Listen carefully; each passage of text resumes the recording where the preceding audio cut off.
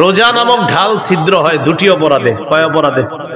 মিথ্যা এবং গীবত। এখন আপনারা বলেন মিথ্যা গীবত হয় কি দিয়ে? জিহ্বা দিয়ে। তাহলে রমজানের রোজাটা হলো ঢাল, ততক্ষণ যতক্ষণ এটাকে ছিদ্র না করা হবে। রমজান নামক রোজা বা রমজানের মাসের যে রোজা, এই রোজা নামক ঢালটা ছিদ্র হয় দুটি অপরাধে। একটি হলো মিথ্যা বলা, আরেকটি হলো গীবত করা। মিথ্যা এবং গীবত হয় জিহ্বা নামক অঙ্গের মাধ্যমে। তাই আজকে থেকে চেষ্টা করা আমরা জিহ্বাকে নিয়ন্ত্রণ করা, এটার মাধ্যমে যেন আমাদের রোজাগুলা ছিদ্র না হয়, যথাসাধ্য চেষ্টা করা। আল্লাহ হেফাজত করে। তাহলে এবার আপনারা বলেন রোজা ছিদ্র হয় কয় অপরাধে? কি কি? মিথ্যা আর গীবত হয় কোন অঙ্গের মাধ্যমে? তাহলে জিহ্বাকে এখন থেকেই সংযত করা, নিয়ন্ত্রণ করা। আল্লাহ তৌফিক দান করেন। তিরমিজির হাদিস 2406 নম্বর হাদিস, 2406। এই হাদিসের বর্ণনাকারী উকবা ইবনে আমির রাদিয়াল্লাহু তাআলা তিনি রাসূল সাল্লাল্লাহু আলাইহি সাল্লামকে প্রশ্ন করলেন, মান নাজাতু ইয়া রাসূলুল্লাহ, ওগো আল্লাহর রাসূল মুক্তির উপায় কি আমি আপনার কাছে জানতে চাই। রাসূলুল্লাহ সাল্লাল্লাহু আলাইহি সাল্লাম বললেন মুক্তির উপায় তিনটি। ভাই মুক্তির উপায় কয়টি? তিনটি। এক নাম্বার, আমসিক আলাইকা লিসানাক, তুমি তোমার জবান সংযত রাখবা, জিহ্বা সংযত রাখবা। এটা মুক্তির এক নাম্বার উপায়। এখান থেকে বোঝা যায় জিহ্বা আপনাকে বিপদে ফেলবে। নবী বললেন মুক্তির এক নাম্বার উপায় জবান নিয়ন্ত্রণ করবা। দুই নাম্বার, ওয়ালিয়াসাকা বাইতুকা, তোমার ঘর যেন তোমার জন্য প্রশস্ত হয়। এটার উদ্দেশ্য হলো আপনি কাজ শেষ করে তাড়াতাড়ি বাসায় চলে যাবেন। 6টা বাজে বাসায় যাওয়ার কথা, আপনি রাত 10টা 11টা বাজছে এখনো বাসায় যান না। স্ত্রী ফোন দিয়েছে, কি ব্যাপার 6টায় বাসায় আসার কথা, সর্বোচ্চ 6:30 7টা বাজতে পারে, আপনি এখনো আসেন নাই কেন? বন্ধুদের সাথে আসি। না, বন্ধুদের সাথে থাকা যাবে না। আপনার কাজ শেষ, বাসা, বাসা থেকে বের হয়েছেন কাজ, হয়তো কাজে নয়তো বাসা, নয়তো বাসা নয়তো কাজে, অন্য কোথাও থাকবেন না। নবী বলেন মুক্তির 2 নাম্বার উপায় বাসায় থাকো। কেন? কারণ বাহিরে যেই গুনাহগুলো আপনি করবেন আপনার স্ত্রী, সন্তান, মা বাবার সামনে সেগুলা মন চাইলেও করতে পারবেন না। তাই নবী বললেন মুক্তির 2 নাম্বার উপায় বাসায় থাকো। ওয়ালিয়াসাকা বাইতুকা, ঘর যেন তোমার জন্য প্রশস্ত হয়। তাহলে কি শিখলাম? আড্ডাবাজি করা যাবে না। 3 নাম্বার, ওয়াবকি আলা খাতিআতিক, তুমি তোমার গুনাহের জন্য কান্নাকাটি করো। তুমি তোমার গুনাহের জন্য কান্নাকাটি করো। তাহলে এখানে মুক্তির 3টা উপায়। 1 নাম্বার জিহ্বা সংযত রাখা, জবান সংযত করা। বলেন তো রোজা নামক ঢাল ছিদ্র হয় কয় অপরাধে? কি কি? মিথ্যা গীবত হয় কি দিয়ে? নবী মুক্তির উপায় বলছে কয়টা? এর মধ্যে 1 নাম্বার কি নিয়ন্ত্রণ করা? জিহ্বা।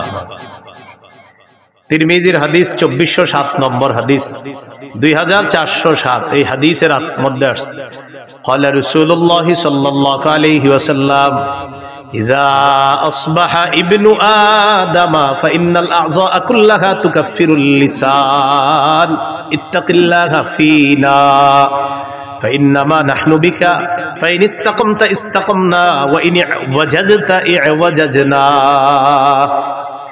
আদম সন্তান যখন সকালে ঘুম থেকে ওঠে, আমি আপনি আমরা যখন আগামীকাল সকালে ঘুম থেকে উঠব, আমার আপনার সমস্ত অঙ্গ প্রত্যঙ্গ গুলা জিহ্বাকে ডাক দেয়। কাকে?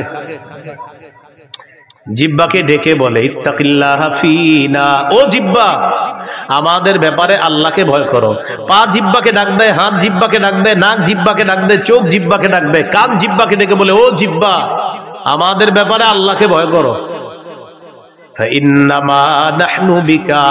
কারণ আমরা তোমার মাধ্যমে নিয়ন্ত্রিত। জিহ্বাকে বলে সবাই জিহ্বা তুমি যদি সোজা থাকো আমরাও সোজা থাকবো, ঠিক থাকবো। জিহ্বা তুমি যদি বাঁকা হয়ে যাও আমরাও বাঁকা হয়ে যাও। তাহলে বলেন তো রোজা নামক ঢাল ছিদ্র হয় কয় অপরাধে? কি কি? মিথ্যা গীবত হয় কোন অঙ্গ দিয়ে? জিহ্বা দিয়ে। সমস্ত অঙ্গ প্রত্যঙ্গ কাকে বস মানে? জিহ্বা। জিহ্বা বস সবার, এজন্য এটা নিয়ন্ত্রণ করেন না। তিরমিজির হাদিস 2408 নম্বর হাদিস, قال رسول الله صلى الله عليه وسلم من يتكفل لي ما بين لحييه وما بين رجليه أتكفل له بالجنة رسول الله صلى الله عليه وسلم বলেন আমার কোন উম্মত যদি দুটি অঙ্গের নিশ্চয়তা আমাকে দিতে পারে যে সে জিহ্বা দিয়ে গুনাহ করে না আর লজ্জাস্থান দিয়ে গুনাহ করে না, দুই চোয়ালের মাঝের অঙ্গ তথা জিহ্বা, দুই রানের মাঝের অঙ্গ তথা লজ্জাস্থান, এই দুটি অঙ্গ দিয়ে সে গুনাহ না করার নিশ্চয়তা যদি আমাকে দিতে পারে, আমি নবী তাকে জান্নাতে নেওয়ার জিম্মাদার হয়ে যাব। তিরমিজির হাদিস 2409 2409 قال رسول الله صلى الله عليه وسلم من وقاه الله شر ما بين لحييه وما بين رجليه دخل الجنة রাসূলুল্লাহ সাল্লাল্লাহু আলাইহি ওয়াসাল্লাম বলেন আল্লাহ তাআলা যদি কোনো ব্যক্তিকে জিহ্বা এবং লজ্জাস্থানের গুনাহ থেকে হেফাজত করে, অনিষ্টতা থেকে হেফাজত করে, আল্লাহ তাআলা যদি আমাকে আপনাকে জিহ্বা এবং লজ্জাস্থানের অনিষ্টতা থেকে হেফাজত করে, বাঁচায়, নবী বলেন সে মরবে, দাখালাল জান্নাহ, জান্নাতে প্রবেশ করবে। আল্লাহর কাছে বলে আল্লাহ জিহ্বার অপরাধ থেকে বাঁচান, লজ্জাস্থানের অপরাধ থেকে আমাকে বাঁচান, বলেন আমিন। তিরমিজির হাদিস 2410 নম্বর হাদিস। এই হাদিসের বর্ণনাকারী সুফিয়ান রাদিয়াল্লাহু তাআলা তিনি রাসূলুল্লাহ সাল্লাল্লাহু আলাইহি ওয়াসাল্লামকে বললেন হাদিসনি বিআমরিন আ'তাসিমু বিহি ইয়া রাসূলুল্লাহ, হুজুর আমাকে এমন কিছু বলেন যেটা আমি মজবুত ভাবে আঁকড়ে ধরবো, এমন কিছু আমাকে বলেন। فقال رسول الله صلى الله عليه وسلم قل ربي الله ثم استقيم, তুমি বলো আমার রব আল্লাহ, এটার উপর অটল থাকবা, বলেন রব্বি আল্লাহ, বলেন আবার রব্বি আল্লাহ, আল্লাহ আমার রব বা আমার রব আল্লাহ। নবীজি বললেন তুমি এই কথাটা বেশি বেশি বলবা আর এটার উপর অটল থাকবা যে আমার রব আল্লাহ, আমার রব আল্লাহ, রব্বি আল্লাহ, আমার রব আল্লাহ। এর মানে হলো লা ইলাহা ইল্লাল্লাহ, আরো যত কিছু আছে এগুলা বেশি বেশি বলা, মানে আপনি স্বীকৃতি দেওয়া আমার রব আল্লাহ, এই কথার উপর অটল থাকা। এবার সাহাবী গুরুত্বপূর্ণ একটা প্রশ্ন করলেন রাসূল সাল্লাল্লাহু আলাইহি সাল্লামকে, মা আখওয়াফু মা তাখাফু আলাইয়া ইয়া রাসূলুল্লাহ, হুজুর আমার জন্য সবচেয়ে বিপজ্জনক আপনি কি মনে করেন? নবীজিকে প্রশ্ন করলেন ইয়া রাসূলুল্লাহ আমার জন্য সবচেয়ে বিপজ্জনক বিষয় কোনটি আপনি মনে করেন, আপনার কাছে জানতে চাই। ফাখাযা বিলিসানি নাফসিহি, নবী নিজের জিহ্বা মুবারক ধরে বললেন হাযা, এটা, হাযা এটা, নবী নিজের জিহ্বা ধরে বললেন এটা, এটা তোমার জন্য সবচেয়ে বিপজ্জনক মনে করি। কেমন যেন আমাকে আপনাকে সকলকে এটা দ্বারা আল্লাহ রাসূল হুঁশিয়ার বানিয়ে দিচ্ছেন। এক সাহাবীকে নবীজি বলতেছেন তোমার জন্য সবচেয়ে বিপজ্জনক মনে করি, নিজের জিহ্বা দেখায় বলতেছে হাযা, এটা এটা এটা। শুধু কি সাহাবীকে বলেছেন না আমাদের সকলকে? সকলকে, এটা এটা সবচেয়ে বিপজ্জনক। তাহলে মূল কথায় চলে আসি, রোজা ছিদ্র হয় কয় অপরাধে? কি কি? মিথ্যা গীবত হয় কোন অঙ্গ দিয়ে? জিহ্বা। সবচেয়ে বিপজ্জনক অঙ্গের নাম কি? সমস্ত অঙ্গ প্রত্যঙ্গের বসের নাম কি? জিহ্বা। সবাই সকালবেলা কারে ডাকতে থাকে? জিহ্বা। তাহলে এটা বেশিরভাগ মানুষকে জাহান্নামে নিবে, আল্লাহ হেফাজত করেন। তিরমিজির হাদিস 2616 নম্বর হাদিস, 2616 হাদিসের বর্ণনাকারী মুআদ ইবনে জাবাল রাদিয়াল্লাহু তাআলা তিনি বলেন কুনতু মা রাসূলিল্লাহি সাল্লাল্লাহু আলাইহি ওয়াসাল্লাম ফি সাফারিন, আমি রাসূলুল্লাহ সাল্লাল্লাহু আলাইহি সাল্লামের সাথে এক সফরে ছিলাম। فأصبحت يوما قريبا منه ونحن نسير فأصبحت قريبا منه ونحن نسير, নবীর সাথে এক সফরে ছিলাম। সফরে চলতে চলতে একদিন সকালবেলা নবীর কাছাকাছি পৌঁছে গেলাম।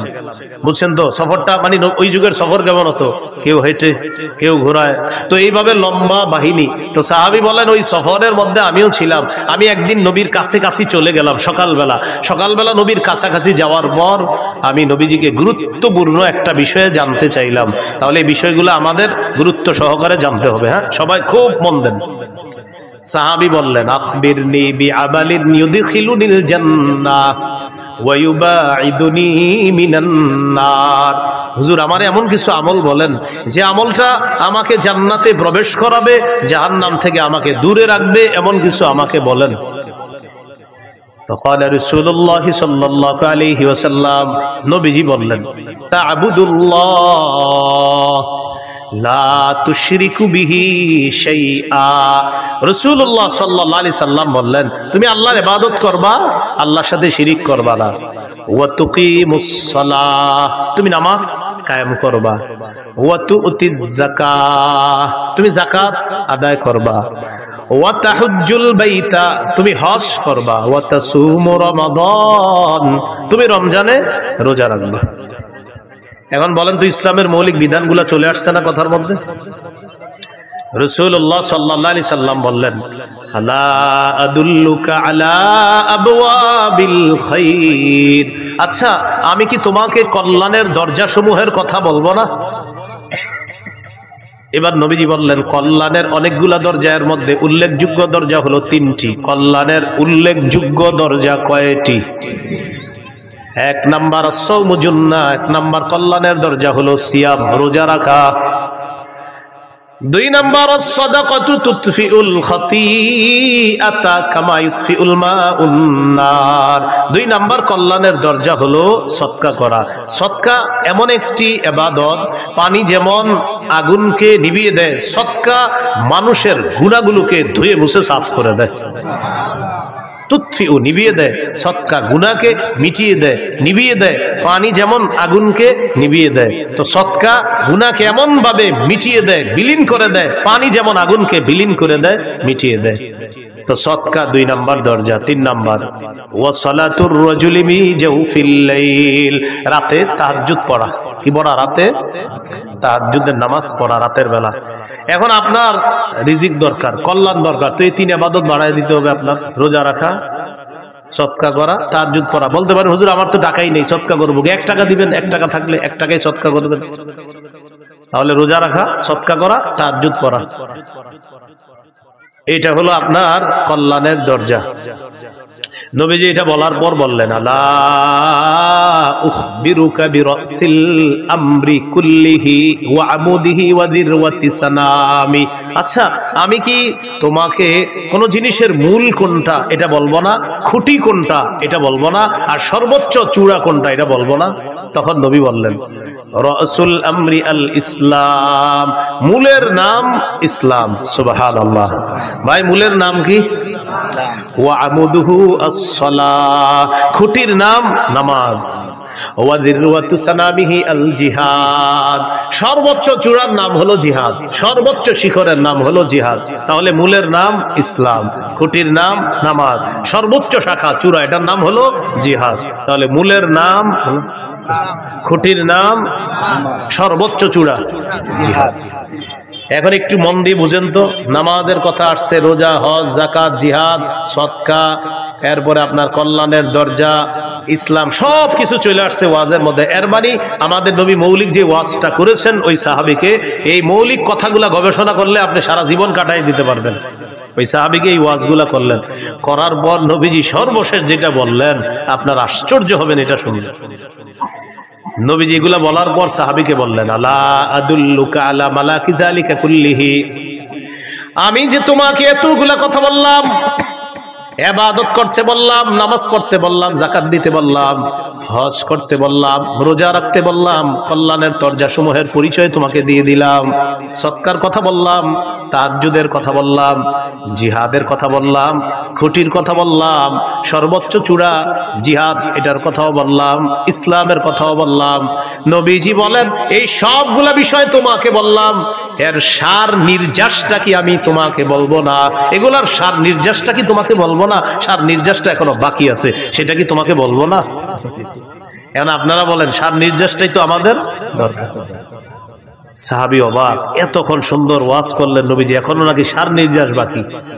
তো নবী সার নির্যাস বলার সময় বললেন আখাযা বিল ইনসানিহি, জিহ্বা ধরলেন, ধরার পর বললেন মুআজ কুফা আলাইকা হাযা, এটা নিয়ন্ত্রণ করো, উপরের সব ওয়াজ ঠিক থাকবে। এইটা নিয়ন্ত্রণ করো, সব ঠিক থাকবে। মানুষ জিহ্বার মাধ্যমে তার আমলগুলো নষ্ট করে দেয়, সব বরবাদ করে দেয়। রাতে তাহাজ্জুদ পড়ছি 3টার দিকে, কয়টা? পাশাপাশি দুইজন হাঁটে সকালে, তো আমি ওনারে খালি বলি আপনি বিড়াল না 3টা বাজে এত ডিস্টার্ব করে ওনারে। উনি আমার একদিন বলে আচ্ছা 3টায় ডেলি আপনার ডিস্টার্ব করে কেন? আমি বললাম 3টায় তাহাজ্জুদ পড়ি তো এই জন্য বিড়ালটা ওই সময় আমার ডিস্টার্ব। মানে আমার এতদিন বিড়াল বলার মাকসাদ হলো ওনারা জানানো আমি যে 3টায় তাহাজ্জুদ পড়ি।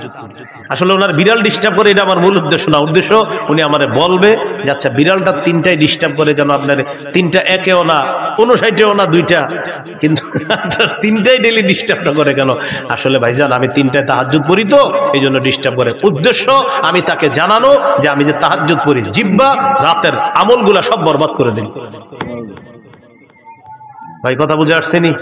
তো নবীজি বললেন সব ঠিক থাকবে, এইটা ঠিক রাখো। এটা সাহাবী প্রশ্ন করলেন ইন্না লামুআখাযুনা বিমা নাতাকাল্লামু বিহি ইয়া রাসূলুল্লাহ, ইয়া রাসূলুল্লাহ জিহ্বার অপরাধেও কি আমাদেরকে পাকড়াও করা হবে, ধরা হবে? আপনার কাছে জানতে চাই। নবীজি বললেন হাল ইয়াকুবুন নাসা ফিন নারি আলা ওয়ুজুহিহিম আও আলা মানাখিরিহিম ইল্লা হাসাইদু আলসিনাতিহিম। বেশিরভাগ মানুষের মাথাটা নিচের দিকে, পাগুলা উপরের দিকে দিয়ে জাহান্নামে সেকে নিক্ষেপ করা হবে শুধু তার জিহ্বার কর্তৃত্ব ফসলের কারণে, জিহ্বার অপরাধের কারণে তাকে জাহান্নামে নিক্ষেপ করা হবে শুধুমাত্র জিহ্বার অপরাধে। তাহলে বলেন বেশিরভাগ মানুষ জাহান্নামে যাবে কোন অঙ্গের অপরাধে? রোজা ছিদ্র হয় কয় অপরাধে? কি কি? মিথ্যা গীবত হয় কোন অঙ্গ দিয়ে? জিহ্বার কারণে বেশিরভাগ মানুষ কোথায় যাবে? নবী বললেন জাহান্নাম থেকে বাঁচার ঢাল হলো রোজা। রোজা ছিদ্র হয় মিথ্যা আর গীবতের মাধ্যমে, মিথ্যা গীবত হয় জিহ্বা দিয়ে। নবী বলেন জিহ্বার কারণে বেশিরভাগ মানুষ জাহান্নামে। আল্লাহ আমাদেরকে হেফাজত করে। তাহলে জিহ্বার গুনাহ থেকে বাঁচবো তো ইনশাআল্লাহ। এই হলো সওমের আবিধানিক অর্থ, মনে আছে না? মনে নাই? সওমের আবিধানিক অর্থ বিরত থাকা, আর আরেকটা হলো বললাম কতবা। 3টি জিনিস থেকে বিরত থাকার নাম মৌলিকভাবে সিয়াম। খানা পান করা, স্ত্রী সহবাস থেকে বিরত থাকা, এটার নাম হলো সিয়াম। এটা পারিভাষিক অর্থ। রমজানের রোজা যে ফরজ করা হয়েছে 4টি ধাপে ফরজ করা হয়েছে। কয় ধাপে? বাস একটু যদি আপনারা মন দিয়ে শোনেন আশা করি বিষয়গুলো ক্লিয়ার ভাবে বুঝে আসবে। একটু আমার সাথে বলেন, বলেন অভ্যাস, আদেশ, ফরজ, তবে একটু ছাড়। বলেন 4 নাম্বার ফরজ, কোনো ছাড় নাই। আবার 1 নাম্বার, বলেন 1 নম্বর অভ্যাস, 2 আদেশ, 3 ফরজ, তবে ধনীদের জন্য ছাড় ছিল। বলেন ধনীদের জন্য 4 নাম্বার, বলেন 4 নাম্বার ধনী গরিব সবার উপর ফরজ, কোনো ছাড় নাই। এই 4টি ধাপে রমজানের রোজা ফরজ করা হয়েছে। 1 নাম্বার অভ্যাস, তিরমিজির হাদিস, 761 নম্বর হাদিস। আবু যর গিফারি রাদিয়াল্লাহু তাআলা আনহুকে রাসূলুল্লাহ সাল্লাল্লাহু আলাইহি সাল্লাম বলেন, আবু যর ইযা সুমতা মিনাশ শাহরি সালাসাতা আইয়াম, তুমি যদি প্রত্যেক মাসে 3টি রোজা থাকতে চাও, ফাসুম সালাসা আশরাতা ওয়া আরবাআ আশরাতা ওয়া খামসা আশরাতা, তুমি যদি প্রতি মাসে 3টি রোজা রাখতে চাও তাহলে 13, 14, 15 রাখবা। যদি চাও তাহলে রাখবা। অভ্যাস, মন চাইলে রাখতে পারো। তাহলে প্রথমে নবী অভ্যাস করাইলেন সাহাবায়ে কেরামকে যে তুমি যদি 3টা রোজা রাখতেই চাওই মাসে তাহলে 13, 14, 15 আরবি মাসের এই রোজাগুলো রাখবা। আর হাদিসে আসছে মান সামা সালাসাতা আইয়ামিন মিন কুল্লি শাহরিন কানা কামান সামা দাহর, যে ব্যক্তি প্রতি আরবি মাসে 3টা রোজা রাখবে, এর মানে 3, 11, 33টা রোজা। প্রতি আরবি মাসে 3টা রোজা। মা বোনদেরকে এই কথাগুলো বললেন, তারা এই রোজাগুলো রাখতে খুব আগ্রহী। পুরুষরা হয়তো কাজ টাজ করে, অনেকে রাখে না। প্রতি আরবি মাসে 3টা রোজা যদি রাখে কেউ, তাহলে 3, 11 কয়টা হয়? 33টা। এই 3, 11, 33টা রোজা, প্রতি আরবি মাসে 3টা রোজা যদি কেউ রাখে, কানা কামান সামাদ দাহর, সে কেমন যেন সারা বছর রোজা রাখে। যদি এই অফারটা রমজান মাসের পরে শাওয়াল মাসেও আছে। রাসূলুল্লাহ সাল্লাল্লাহু আলাইহি সাল্লাম বলেন, মান সামা রমাদান, যে ব্যক্তি রমজানের পুরা রমজান রোজা রাখলো, সুম্মা আতবাহু সিত্তাম মিন শাওয়াল, এরপরে শাওয়ালের 6টা রোজা রাখবে, কানাকা সিয়ামিদ দাহরি কুল্লি, সে যেন সারা বছর রোজা রাখলো। তাহলে একটা হলো 11 মাস, 3, 11, 33টা, এটা একটা অফার আছে। আর একটা হলো শাওয়ালের 6টা রোজা, ওইটাও একটা অফার আছে। তো যাই হোক, আমাদের মূল আলোচনা ছিল 1 নাম্বার অভ্যাস, নবীজি অভ্যাস করেছে, চাইলে 3টা রোজা আরবি মাসে রাখতে পারো। 2 নাম্বার কি ছিল? আদেশ। সহিহ বুখারীর 2002 নম্বর হাদিস, আয়েশা সিদ্দিকা রাদিয়াল্লাহু তাআলা আনহার বর্ণনা, তিনি বলেন, কানা ইয়াউমু আশুরা, আশুরার দিনটা এমন ছিল, তাসুমুহু কুরাইশুন ফিল জাহিলিয়াহ, জাহিলি যুগে কুরাইশরা মুহররমের 10 তারিখে রোজা রাখত। ওয়া কানা রাসূলুল্লাহ সাল্লাল্লাহু আলাইহি ওয়াসাল্লাম ইয়াসুমু, নবীজিও মুহররমের 10 তারিখে রোজা রাখতেন। খুব বুঝেন, জাহিলি যুগে কুরাইশরা মুহররমের 10 তারিখে রোজা রাখতো, আমাদের নবীজি সাল্লাল্লাহু আলাইহি সাল্লাম তিনিও রোজা রাখতেন। কবে? মুহররমের 10 তারিখ। ফালাম্মা কাদিমাল মাদিনা, নবীজি যখন মদিনা আসলেন, আসার পর দেখে ইহুদিরা মুহররমের 10 তারিখে রোজা রাখে। فقال رسول الله صلى الله عليه وسلم, নবীজি বলেন, আচ্ছা তোমরা আজকে রোজা রাখো কেন মুহররমের 10 তারিখে? ইহুদিরা জবাব দিল, হাদা ইয়াউমুন নাজ্জাল্লাহু ফীহি মূসা, এটা এমন একটা দিন যেই দিনে আল্লাহ মূসা নবীকে ফেরাউনের বাহিনী থেকে মুক্তি দিয়েছিলেন। ফাসামাহু শুকরান লিল্লাহ, মূসা নবী শুকরিয়া আদায় করার জন্য মুহররমের 10 তারিখে রোজা রাখছে। আমরা তার অনুসরণে মুহররমের 10 তারিখে রোজা রাখি। কাদের বক্তব্য? ইহুদিদের। আমাদের নবীজি বললেন, মূসা নবীর অনুসরণ করা বা তাকে মহব্বত করার ক্ষেত্রে তোমাদের চেয়ে বেশি দাবিদার, হকদার আমরা। সুবহানাল্লাহ।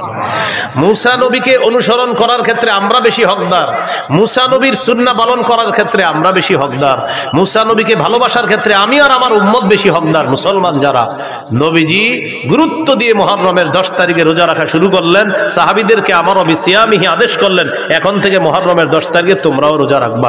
অন্য বর্ণনায় আছে মুহররমের 10 তারিখে তোমরা রাখবা, যেহেতু ইহুদিরা রাখে তোমরা আগে পরে একটা রাখবা, হয়তো 9-10 রাখো, না হয় 10-11 রাখো, তাদের বিরোধিতা করো। বুঝে আসছেনি? তাহলে এটা কি অভ্যাস না হুকুম? তাহলে 1 নাম্বার ছিল অভ্যাস, 2 নাম্বার হুকুম, আমারও বিসিয়ামিহি, এই মুহররমের 10 তারিখে রোজাটা রাখো তোমরা। 3 নাম্বার ফরজ, তবে একটু ছাড়।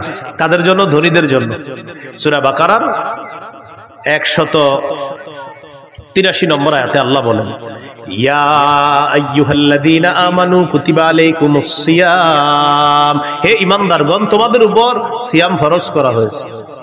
কামা কুতিবা আলাল্লাযীনা মিন ক্বাবলিকুম লাআল্লাকুম তাত্তাকুন, যেমনি ভাবে পূর্ববর্তীদের উপর সিয়াম ফরজ করা হয়েছে। তাহলে এবার সিয়াম ফরজ করা হয়ে গেল। তবে পরের আয়াতে আল্লাহ বলেন, وعلى الذين يطيقونه فدية طعام مسكين, সম্পদশালী মানুষের মধ্যে যাদের জন্য রোজা রাখতে কষ্ট হয়, সম্পদশালীদের মধ্যে যাদের জন্য রোজা রাখতে কি হয়? কষ্ট হয়, তারা চাইলে রোজা না রেখে ফিদিয়াতুন, একটা ফিদিয়া আদায় করে দিবে। তাআমু মিসকিন, অসহায় মিসকিনদেরকে একদিন খাওয়ায়া দিবে। তাহলে 3 নাম্বার ফরজ রোজা, তবে ধনী মানুষ যারা, তারা যদি রোজা রাখতে কষ্ট হয় তাহলে একটা রোজার বিনিময়ে একজন মিসকিনকে খাওয়ায়া দিবে ফিদিয়া হিসাবে। এটা ছিল 3 নাম্বার ফরজ, তবে একটু ছাড়।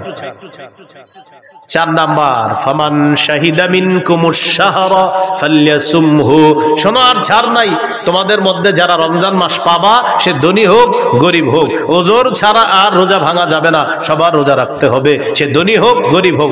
তাহলে ধনী হোক গরিব হোক, আগের বিধানটা এটার মাধ্যমে রহিত করে দেওয়া হয়েছে। ফামান শাহিদা মিনকুমুশ শাহরা, তোমাদের মধ্যে যারাই রমজান পাবা, ফালইয়াসুমহু, সেই রোজা রাখতে হবে, চাই ধনী হোক চাই গরিব হোক। এই হলো 4টি ধাপে আল্লাহ রোজা ফরজ করছে। তাহলে 3 নাম্বারটা একটু শিথিল ছিল, 4 নাম্বার আর কোনো শিথিল নাই, ফরজ। রোজা ফরজ হওয়ার পর 2 নাম্বার কি ছিল? ওলামা হযরত না অন্যরা বলবেন 2 নাম্বার কি ছিল? আদেশ। রমজানের রোজা ফরজ হওয়ার পর এই আদেশটা চলে গেল। হাদিসে আসে, তারাকা ইয়াউমা আশুরা ফালাম্মা ফুরিদা রমাদান, রমজানের রোজা যখন ফরজ হলো, নবীজি কি করলেন? তারাকা ইয়াউমা আশুরা, আশুরার দিনের রোজা যে গুরুত্ব দিয়ে রাখতেন, এই বিধানটা নবী শিথিল করে দিলেন। নবী এই বিধানটাকে আপনার শিথিল করে দিয়ে ঘোষণা করে দিলেন, ফামান শাআ সামা ওয়া মান শাআ তারাকা। শোনো, রমজানের রোজা যেহেতু ফরজ হয়ে গিয়েছে, এখন আর তোমরা আবশ্যক না মুহররমের 10 তারিখে রোজা রাখা, মন চাইলে রাখবা, মন না চাইলে রাখবা না, কারণ এখন রোজা ফরজ করা হয়েছে। বুঝে আসছেনি? তাহলে 1 নাম্বার অভ্যাস, 2 নাম্বার আদেশ। বলেন আদেশটা কি আর আছে? কিসের মাধ্যমে এটা রহিত? ফরজের মাধ্যমে। হ্যাঁ, 3 নাম্বার ফরজ একটু শিথিল ছিল কাদের জন্য? ধনীদের জন্য। 4 নাম্বার কোনো শিথিলতা নাই, ধনী গরিব সবাই রাখতে হবে, তবে অসুস্থ অথবা সফরে থাকলে সেটা মাসালা ভিন্ন। ফামান কানা মিনকুম মারিদান, তোমাদের মধ্যে কেউ যদি অসুস্থ থাকে, আও আলা সাফার, অথবা সফরে থাকে, আর এই কারণে যদি সে রোজা রাখতে না পারে, ফাইদ্দাতুম মিন আইয়ামিন উখর, গনে গনে রেখে দিবে, পরে রোজাগুলা আদায় করে নিবে। এখানে একটা মাসালা,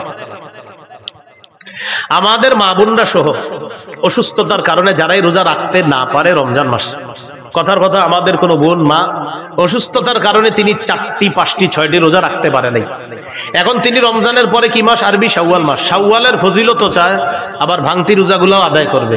এখন অনেকে কি করে, ভাঙতি রোজা আদায় করতে গিয়ে শাওয়ালের নিয়ত করে ফেলে যে আমি আজকে ভাঙতি রোজা রাখতেছি, রমজানে যে 6টা রোজা আমার বাকি আছে, কথার কথা রমজানে ওনার 5টা রোজা ভাঙতি ছিল, তো উনি নিয়ত করছে আজকে আমি রোজা রাখতেছি, আমার রমজানে যে 5টা রোজা বাদ গেছে, এই আজকে প্রথম রোজা রাখলাম, আবার শাওয়ালের 6 রোজার 1 রোজার নিয়ত করলাম। হবে না, বলেন কি এটা? হবে না, তাদাখুল হবে না, আলাদা রাখতে হবে। যদি অসুস্থতার কারণে কথার কথা আপনার 4টি রোজা রাখতে পারেন নাই, 5টি রোজা রাখতে পারেন নাই, এটা আলাদা রাখতে হবে। আর শাওয়ালের 6 রোজার ফজিলতের জন্য 6টা রোজা আলাদা রাখতে হবে। বুঝে আসছেনি? ফজিলতের জন্য আলাদা, ভাঙতি রোজা আলাদা। আল্লাহ আমাদেরকে মনে রাখার তৌফিক দান করেন। রমজানের প্রথম রাত যখন শুরু হবে, প্রথম রাতে তারাবি পড়বেন। রাতে কি পড়বেন? সাহাবী কেরামের ঐক্যমতে 20 রাকাত তারাবি, সাহাবায়ে কেরামের ঐক্যমত 20 রাকাত তারাবি পড়বেন প্রথম রাতে। সাহারির সময় উঠা নবীর 12 মাসের একটা আমল আছে, 8 রাকাত তাহাজ্জুদ। বলেন কোন মাসের আমল এটা? 12 মাস নবী কয় রাকাত তাহাজ্জুদ পড়তেন? 8 রাকাত। এই 12 মাসের তাহাজ্জুদের 8 রাকাতের আমলটা সাহারির সময় করতে পারেন। হুজুর কেন 12 মাস করলে সমস্যা কি? আপনি কইরেন, আজকেও করেন, সমস্যা নেই, আজকেও আপনি 8 রাকাত করেন। কিন্তু রমজানে যেহেতু সাহারির সময় আল্লাহ আমাদেরকে উঠায় দেয়, যেহেতু আমরা উঠি, একটা সুযোগ আছে আমাদের, তো এই সুযোগটা গ্রহণ করে রমজানে আমরা 8 রাকাত তাহাজ্জুদ পড়ার চেষ্টা করব। তাহলে তাহাজ্জুদ বলেন 12 মাসের আমল, বলেন তাহাজ্জুদ 8 রাকাত তাহাজ্জুদ, এটা কোন মাসের আমল?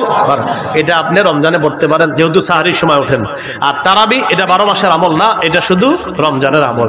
তাহলে তারাবি 20 রাকাত পড়বেন সাহাবায়ে কেরামের ঐক্যমতে। হাফেজ সাহেব যারা আছি আমরা একটু ধীরস্থির ভাবে তারাবিতে তেলাওয়াত করব, যেন মুসল্লিরা তেলাওয়াতগুলা বুঝতে পারে। দ্রুত আমরা তেলাওয়াত করব না, খুব সুন্দরভাবে আমরা তেলাওয়াত করব। কাদির, হাকিম, আলিম, সুদূর, এগুলা কিন্তু মুসল্লিরা বুঝে। 12 নাম্বার পাড়ায় রশিদ আছে না, কয়েকবার রশিদ, আমাদের এক মুসল্লি নাম আব্দুর রশিদ, উনি গনছে, কয় হুজুর আজকে আমি 12 নাম্বার পাড়াটা পড়ছি, আর আমার নামটা কয়েকবার ছিল, আমি গুনছি আপনি এতবার পড়ছেন কিনা। রশিদ আমারে বলছে 12 নাম্বার পাড়ার দিন, একদম পুরো আব্দুর রশিদ ভাই এখন আছে লালবাগে, উনি 12 নাম্বার পাড়ার দিন আমার 1 বছর বলছে। এখন আমি ওই মসজিদে না, আরেক মসজিদে দাঁড়াই পড়াই, তো যে ওখানে যখন পড়াইতাম লালবাগে আপনার আমলিগোলা এসি মসজিদ, তো ওখানে আব্দুর রশিদ ভাই আছে একজন, তো উনি ওনার নাম যেহেতু আব্দুর রশিদ, তো 12 নাম্বার পাড়ায় রশিদ আছে কয়েকবার, তো উনি গুনে রাখছে যে উনি 12 নাম্বার পাড়াটা পড়ছে, আর গুনে রাখছে রশিদ। হ্যাঁ, এভাবে গুনে রাখছে আপনার যে ওমা আমরু ফিরআউনা বিরশিদ আলাইসা মিনকুম রাজুলুর রশিদ, এইভাবে রশিদ আছে কয়েকবার 12 নাম্বার পাড়ায়, তো ওনার নাম আব্দুর রশিদ। তো এই বেচারা আইসা গনছে, কয় হুজুর রশিদটা কিন্তু আপনি যেই আমি গনছি আপনি যে ঠিক এতবারে আমি পড়ছি আজকে, আপনি এতবারই পড়ছেন, তার মানে বেচারা আমার পড়াটা মন দিয়ে শুনছে। তো এই জন্য বলতে চাইলাম মুসল্লিরা কিন্তু আছে যে উনি শুনতে চায় যে আজকে আমি যে পারাটা পড়ছি এখানে ইন্নাল্লাহা আলা কুল্লি শাইইন কাদির পড়ছি, মানে অনেকে দেখবেন আপনি যেটা পড়বেন উনিও দিনের বেলায় পারাটা তেলাওয়াত করে, তো রাতের বেলা উনি অপেক্ষায় থাকে যে এই পৃষ্ঠার শেষে তো একটা হাকিম আছে, হুজুর দিয়ে হাকিম পড়লো না, উনি অপেক্ষা থাকে উনি হাকিম পড়বে, উনি খবির পড়বে, উনি আলিম পড়বে, তো এটা তো আগ্রহ, এটা ভালো। এই জন্য আমরা একটু বুঝিয়ে শুনিয়ে তাদেরকে পড়ার একটু চেষ্টা করবো, বলেন ইনশাআল্লাহ। সুন্দরভাবে দেখেন এইখানে যারা আছে, যারা হাফেজ না, তারাও কিন্তু এই আয়াতটার সাথে পরিচিত, ইন্নাল্লাহা আলা কুল্লি শাইইন কাদির, সবাই পরিচিত না আপনারা? তো এটা যখন নামাজে শুনবেন আপনার মাথায় ওহো এটা তো আমিও চিনি, এটা আমিও জানি, এই আয়াত তো আমিও পারি, আল্লাহু আলা কুল্লি শাইইন কাদির, এটা আমিও পারি। এরপরে আপনার আল্লাহু খাবীরুম বিমা তা'মালুন, ইন্নাল্লাহা খাবীরুম বিমা তা'মালুন, এগুলো আপনি। এরপরে 19 নম্বর পারায় আছে আপনার বিসমিল্লাহির রাহমানির ইন্নাহু মিন সুলাইমান ওয়া ইন্নাহু বিসমিল্লাহির রহমানির রহিম। আচ্ছা বিসমিল্লাহির রহমানির রহিম পারেন না এমন কেউ আছেন? তিনি যখন 19 নম্বর পারার দিন শুনবে বিসমিল্লাহির রহমানির রহিম বলছে, হুজুরে হুজুর আসলে ঠিকই তো, এটা তো আছে এখানে, এইভাবে তার আগ্রহ তৈরি হবে। হ্যাঁ, 24 নম্বর পারায় আছে আলহামদুলিল্লাহি রাব্বিল আলামিন, 24 পারার 15 নম্বর পৃষ্ঠায় আছে আপনার যে আলহামদুলিল্লাহি রাব্বিল আলামিন। তখন আপনারা আলহামদুলিল্লাহি রাব্বিল আলামিন পারেন না কে কে? সবাই পারেন। বুঝাইতে চাইলাম অনেক মুসল্লি আছে যারা অনেক পরিচিত আয়াত আছে, তারা এগুলো শুনতে চায় যে তারাবিতে হুজুর পড়বে আর আমি এটা মন দিয়ে শুনবো। তাহলে আমরা এইভাবে বুঝিয়ে শুনিয়ে একটু তেলাওয়াত করার চেষ্টা করব, বলেন ইনশাআল্লাহ। তাহলে রমজান মাসে আমরা তারাবি পড়বো, সাহাবী কারামের ঐক্যমতে 20 রাকাত তারাবি পড়বো, ধীরস্থির ভাবে পড়বো। আর 8 রাকাত তাহাজ্জুদ, এটা নবীজির 12 মাসের আমল। প্রশ্ন হলো হুজুর এটা 12 মাস করি না কেন? আপনি করেন, কোনো সমস্যা নাই, কিন্তু রমজানে যেহেতু সাহারির সময় আল্লাহ আমাদেরকে উঠি খাওয়ার জন্য 8 রাকাত তাহাজ্জুদ পড়ার চেষ্টা করব। রমজানের দিনের বেলা যদি কেউ আপনার কাছে আইসা আপনারে বলে ভাই কি অবস্থা, কেমন আছেন, বলবেন আলহামদুলিল্লাহ। তো তারাবি পড়ছেন? জি পড়ছি। এরকম কিছু লোক আপনারে বলবে কয় রাকাত পড়ছেন? বলবেন তারাবি পড়ছি তো 20 রাকাত পড়ছি। 8 পড়েন নাই? বলবেন 8ও পড়ছি। 20 পড়ছেন? হ্যাঁ 20ও পড়ছি। আরে 20 8 দুটোটাই পড়ছেন, এটা কোনো কথা? পড়েন নাই কি? বলবেন ঝগড়া করি নাই। কি বলি নাই? ঝগড়া। পড়ছেন কি? বলবেন 20ও পড়ছি 8ও পড়ছি। তো 20 কি বললেন? বলবেন সাহাবায়ে কেরামের ঐক্যমতে 20 রাকাত তারাবি, এটা পড়েছি। 8 কি বললেন? নবীজির 12 মাসের আমল তাহাজ্জুদ 8 রাকাত, এটাও পড়েছি।